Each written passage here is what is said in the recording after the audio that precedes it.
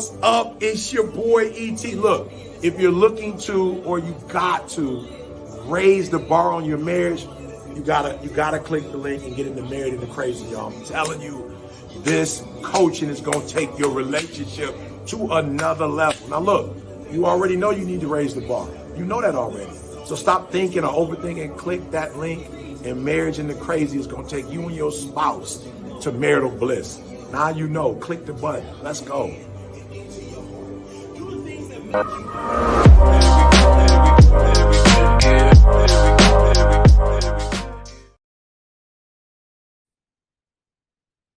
Hey everyone, this is Snooks from Married into Crazy. And as you can see, I'm by myself today. It's just me hanging out with you. We're doing something a little different, not necessarily different. Levy did his own by himself thing. So I guess it's my turn to try to impart a little bit of wisdom.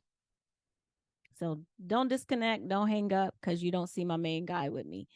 So just want to welcome you all back to the show. This is going to be really quick. Just something really that has kind of been on my mind and I just want to share. So, oh, I'm sorry. So before we actually get into it, I want to give a birthday shout out to someone who is one of our big supporters. She's always watching, listening, and happy birthday to Courtney. Her birthday is Saturday. So if you see this before your birthday, happy birthday. If you see it after your birthday, I hope you had a great weekend, and I hope your man took care of you. I know he will. He's one of the kings of accountability, the group. I call him Cadge. Lovey doesn't like when I say that, but man of integrity. So I know that he's going to take care of his queen. So anyway, just wanted to say happy birthday to Courtney. Thank you so much for always supporting us and just holding us down. So today, I something was kind of on my mind. Last week I was having a conversation with someone and we were talking about marriage. She's been married, I'll say, for about 15 years or so. And she told me initially she didn't really want to get married. And she thought that, it's just a piece of paper or whatever. So I know that before we talked about um the our vows, and my thing is my vows are my grind. I know there are some people who we're moving, we're always doing everything, and we tend to sometimes forget about our mate and the reason that we're actually in this marriage together. And it made me think again about how serious, or how much do we hold ourselves to what we say on the day that we got married. One thing that we do when we're doing our coaching, we talk about the history of the relationship, and it's cool to watch people when they replay, or they tell us what they did, how they got to where they are, um how they met, and so many things seem to be forgotten, and they were like, oh yeah, I remember that, and blah blah blah. And when you see them laughing and they're smiling, and it's bringing up old memories for them. But a lot of times we tend to, once we get married, we've said this before, you get married and you think that the wedding day is actually the goal, when that's actually the starting line.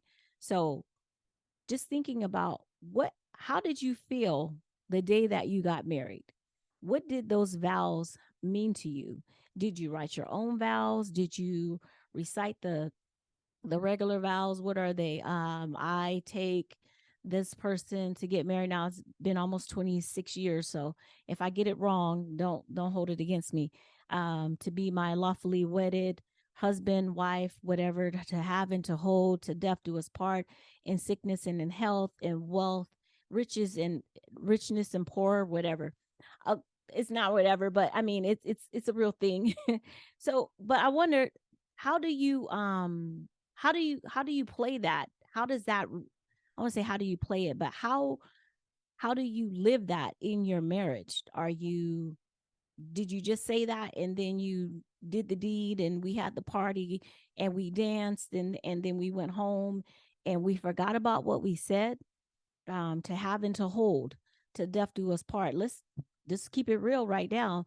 We think till death do us part and we think of the physical death, but a lot of us are in dead marriages. You're laying next to your corpse bride. That's a cartoon. Or your corpse husband.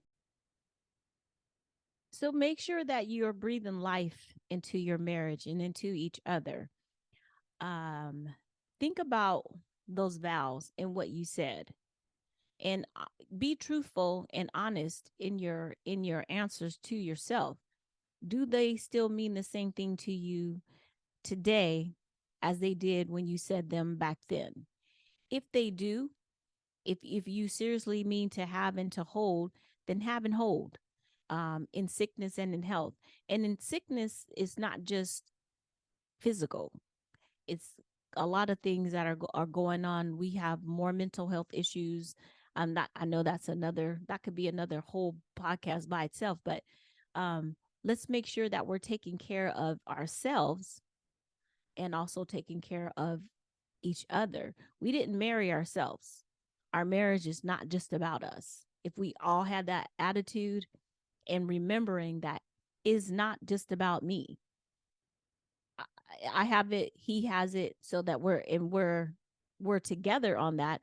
I'm going to make sure that I'm thinking about my spouse, and my spouse is going to make sure they're thinking about me. So those vows, they're very important. They're sacred. They're promises that you made. They're not just fly by night and like, oh, well, it doesn't matter. It does matter. So let's act like what we said back then still matters today. So that's it for me. I hope you guys got a little something out of it. Be nice to me in the comments or wherever. Anyway, so until the next time, be blessed. Bye bye.